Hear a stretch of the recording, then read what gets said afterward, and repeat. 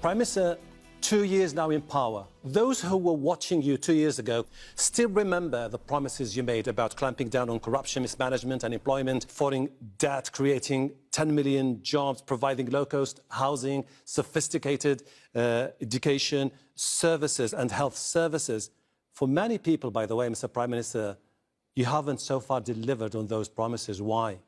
Hashim, think about any economy in the world which faced similar problems what Pakistan faced. Huge deficits, external and internal. And then the power sector in serious trouble.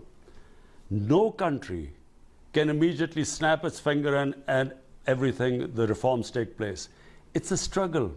Moving the economy, reforming the economy is not an overnight thing. It takes time because, you know, the whole mindset, more incentive structure, and then you have to change the way government works, ease of doing business, incentivizing the right structures, the right sectors.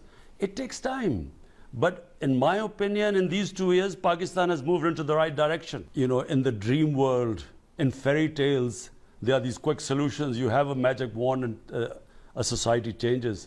In real life, when you want to pick your country up and change direction, it's a struggle.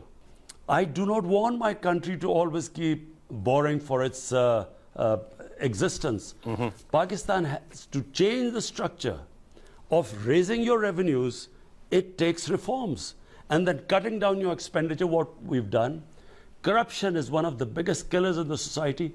Today, there is no mega corruption scandal in Pakistan because at the top level, we've controlled it.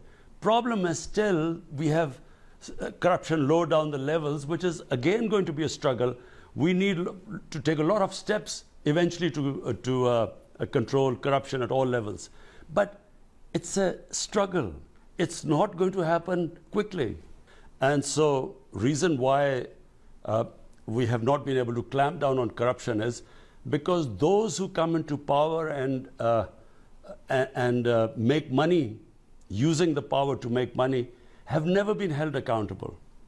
And so this is the first time in our history that the powerful are being held accountable.